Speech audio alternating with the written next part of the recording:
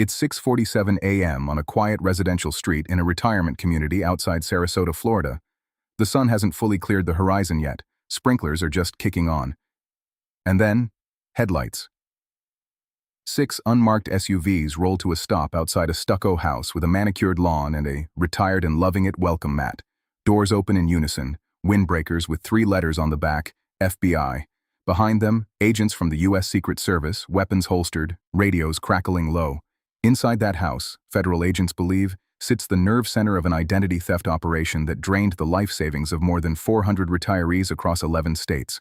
Nearly $38 million, gone, wired out in pieces so small most victims never noticed until their bank called. You're about to find out how it started with a single suspicious phone call to a fraud hotline. How one retired schoolteacher's stolen identity became the thread that unraveled the whole thing. And how a task force spent 14 months building a case that would end in one of the largest elder fraud takedowns in Secret Service history. If stories like this keep you up at night, in a good way, hit subscribe now, because you don't want to miss what's coming. Let's get into it. Every case like this starts small. This one started with $940.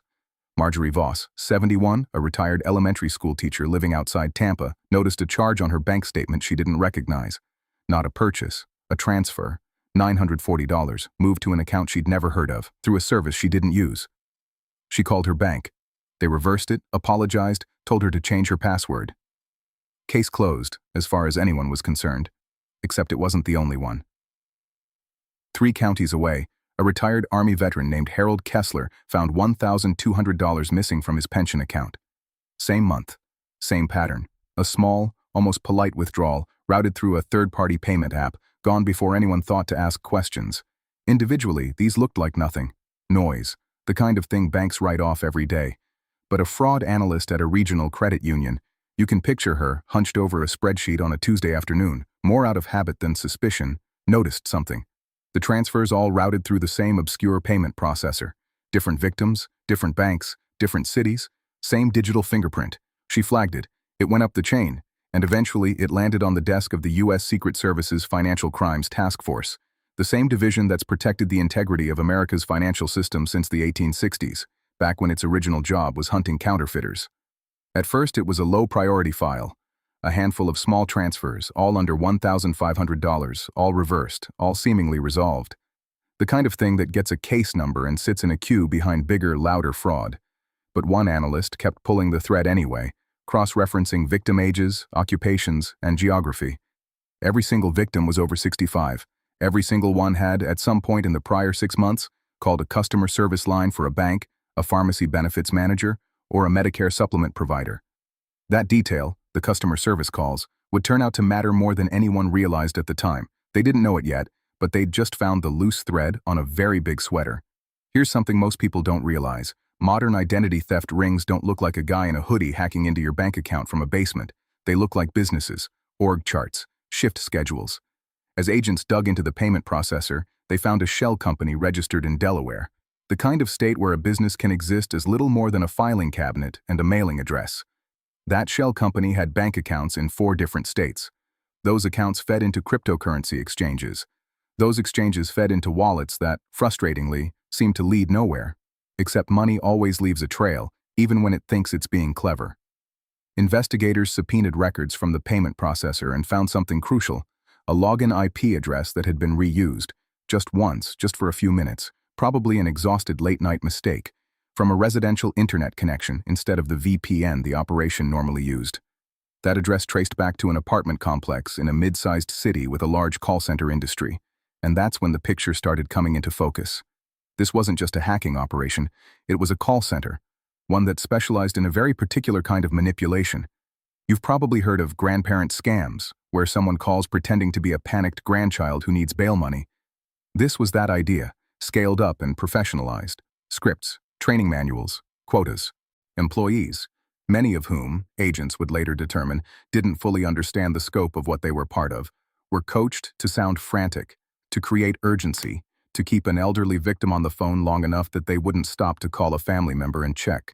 But the real money wasn't coming from the phone calls alone. It was coming from something agents hadn't expected. An inside source feeding the ring real personal data, not guesses, not phishing emails, but accurate, verified information. Social security numbers, account balances, even beneficiary details. Agents ran a controlled test to confirm the theory. They flagged a handful of new accounts belonging to volunteer participants, retirees who agreed, with full knowledge and legal sign-off, to have slightly altered account details entered into the system of the call center under investigation. Within 9 days, 3 of those test accounts received scam calls referencing the exact altered details. That was the confirmation investigators needed. The leak wasn't coming from public records, discarded mail, or old-fashioned dumpster diving. It was coming from inside a legitimate business, in real time. Someone with legitimate access was feeding the machine. And that's when the case stopped being a fraud investigation and became something much bigger. If you've ever wondered how criminal rings get information that specific, the answer is almost always the same. They don't have to steal it if someone hands it to them. The task force's forensic accountants noticed that the personal data used in dozens of the fraud cases matched customers of a single third-party call center, one that handled customer service overflow for several major financial institutions. It's the kind of company most people have never heard of, but interact with constantly, usually without realizing it, when they call their bank and get routed somewhere else entirely. An employee there, we'll call him the source, since specific identifying details are withheld here, as this account draws from patterns across multiple real investigations, had access to a customer verification database. Full names, account numbers, security question answers, transaction histories. Agents believe he was selling batches of this information for a flat fee per record, no questions asked, to a contact he'd never met in person, communicating only through an encrypted messaging app that auto-deleted conversations after 24 hours. This is the part of the story that should make you sit up a little straighter. The source didn't consider himself a criminal mastermind. By all accounts, he was a mid-level employee, underpaid, resentful, and approached almost casually by someone claiming to represent a data analytics company that just wanted verification samples. He was paid a few $100s per batch of a few dozen records. He had no idea, or told himself he had no idea, what happened after that. That disconnect is common in cases like this. The people at the start of the chain rarely see the end of it. They don't see Marjorie Voss finding $940 missing. They don't see Harold Kessler on the phone with his bank, hands shaking, trying to figure out how someone knew his mother's maiden name. Agents flipped him, quietly. Over several weeks, he became a cooperating witness, wearing a wire to 2 meetings with his contact. Meetings that gave investigators their first real look at the people running the operation from the top. And what they found waiting on the other end of that thread was bigger and colder than anyone expected. If you're not subscribed yet, now's the moment, because the raid you saw in the cold open is coming up next, and it did not go the way anyone planned. For the next several months, this became a joint operation, FBI agents working alongside Secret Service financial crime specialists, plus state-level fraud units in 3 different states, all feeding information into a single case file. They built out the organizational structure like an org chart nobody wanted to be on. At the top, 2 individuals running the operation from a legitimate-looking business office, using the call center as a front for what was, in reality, a full-scale fraud enterprise.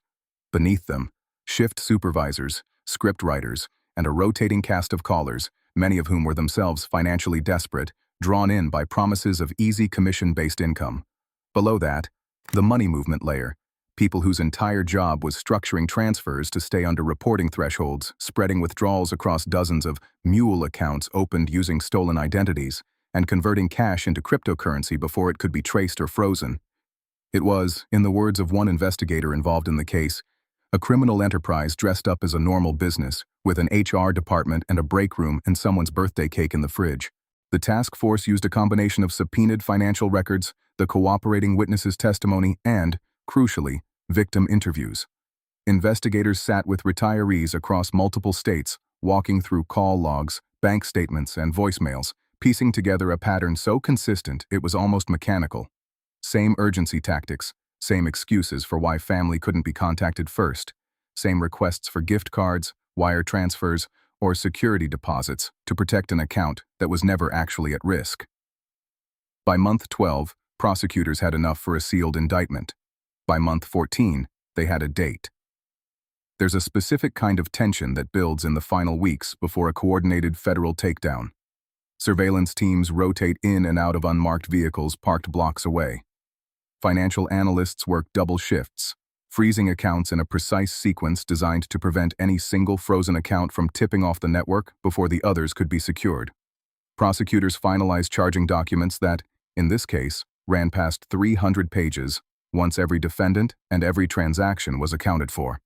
And there's always a risk, right up until the moment agents move in, that something breaks the operational security first. A leaked rumor. A suspect who gets spooked and disappears. In this case, the cooperating witnesses' continued presence inside the call center gave investigators a critical advantage. Real-time confirmation, right up until the morning of the raid, that the operations leadership had no idea what was coming. Which brings us back to that quiet street outside Sarasota. Simultaneous raids were coordinated across 3 states that morning: the residential command house in Florida, the call center facility itself, and a data storage site linked to the Mule account network.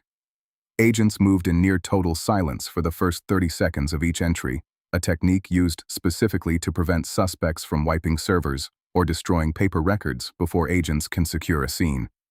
At the Florida house, agents found something investigators would later describe as almost theatrical in its normalcy: a home office with dual monitors, a whiteboard with sales-style conversion rate tracking for scam calls, and, taped to the wall beside the desk, a printed script that opened with the line agents had heard dozens of victims describe almost word for word. At the call center, employees were separated and interviewed on site. Most had no idea the true scope of what they'd been part of. A handful did, and several would later become cooperating witnesses themselves, trading testimony for reduced exposure. Federal agents seized 11 laptops, 4 servers, 4 vehicles, and just over $2.1 million in assets, including cryptocurrency wallets that had been identified through the earlier undercover meetings.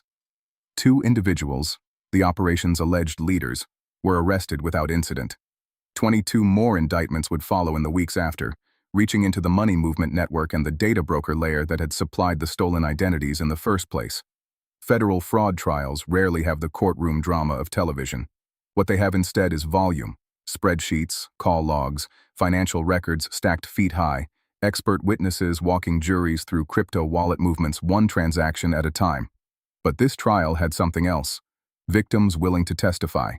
Harold Kessler took the stand and described, in plain, unhurried language, the phone call that convinced him his granddaughter was in a Mexican jail cell and needed $4,000 by wire transfer within the hour. He described the panic, the way the caller cried on cue, the way he almost didn't call his actual granddaughter to check, because the caller had told him not to, had said checking would put her in more danger. Marjorie Voss described something quieter and, in its own way, more disturbing, realizing that whoever took her $940 knew her mother's maiden name. Her first pet, the name of the elementary school where she'd taught for 31 years. Information she'd never written down anywhere she could remember. Information that had to have come from somewhere she trusted. The defense argued diminished roles for several lower-level defendants, the shift supervisors, the callers themselves, pointing to the same disconnect the case had revealed from the start. People who didn't fully grasp, or told themselves they didn't grasp, what they were part of. Prosecutors countered with something harder to argue against: the training manuals themselves. Investigators had recovered internal documents that explicitly instructed callers on how to identify high-value targets: retirees with paid-off mortgages, pension income, or recent inheritance activity flagged in the leaked data. One document, read aloud in court, instructed callers to create urgency without giving time to think, and to redirect any mention of family members back to the emergency at hand. It was difficult after that for the defense to frame the operation as anything other than deliberate. The jury wasn't fully persuaded. After 11 days of testimony, the 2 operation leaders were convicted on all counts: wire fraud, conspiracy to commit wire fraud, aggravated identity theft, and money laundering.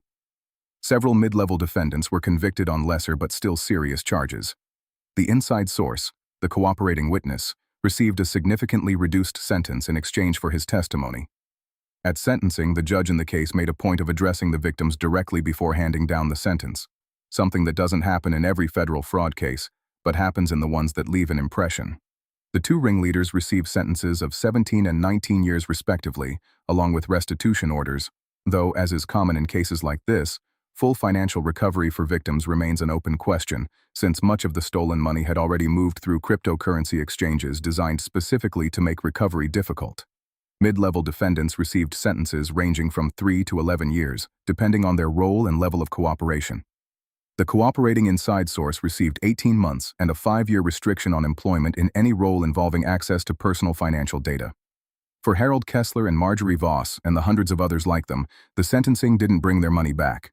What it brought, by their own accounts, was something more like an acknowledgement, a public, on-the-record confirmation that what happened to them wasn't their fault, wasn't a result of carelessness, and wasn't something they should have somehow seen coming. Marjorie, for her part, said afterward that the hardest part wasn't the $940. It was the 6 months she spent quietly wondering whether she'd somehow slipped up, given out information she shouldn't have, clicked something she shouldn't have clicked. Hearing, in open court, exactly how the data had actually been obtained was, in her words, the first time I stopped blaming myself. This case is a reminder of something worth sitting with. Elder fraud isn't rare, and it isn't going away.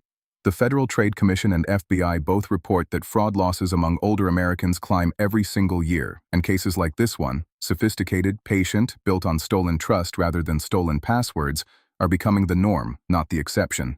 If you have an older parent, grandparent, or neighbor, the single best thing you can do is make sure they know one simple rule. Hang up and call the person back directly, on a number you already have, not one the caller gives you. That one habit breaks almost every scam like this one before it starts. It's worth adding one more layer to that advice, because this case in particular shows why the old warnings, don't give out your social security number, don't trust unsolicited calls, aren't always enough anymore. When the person calling already has your real information, the usual red flags disappear. They're not guessing your mother's maiden name, they already know it. That's why the hang up and call back rule matters so much. It doesn't depend on spotting a lie. It works even when the caller sounds completely legitimate because it removes the only thing the scam actually needs, your continued attention on their timeline instead of yours. It's also worth normalizing a conversation that a lot of families avoid, talking openly, before a crisis, about what a real emergency call from a bank or a family member would and wouldn't sound like. Agencies like the FBI and the Federal Trade Commission both recommend setting up a family safe word, a phrase only real family members would know, specifically because scammers have gotten good enough at mimicking urgency that instinct alone isn't always a reliable filter anymore. If this story hit you the way it hit me putting it together, do 3 things. Hit that subscribe button and turn on notifications so you don't miss the next case. There are more coming, and they're every bit as wild as this one. Drop a like if you made it this far, and share this with someone who needs to hear it. A parent, a grandparent, anyone who might not know what these calls sound like until it's too late. Thanks for watching. I'll see you in the next one.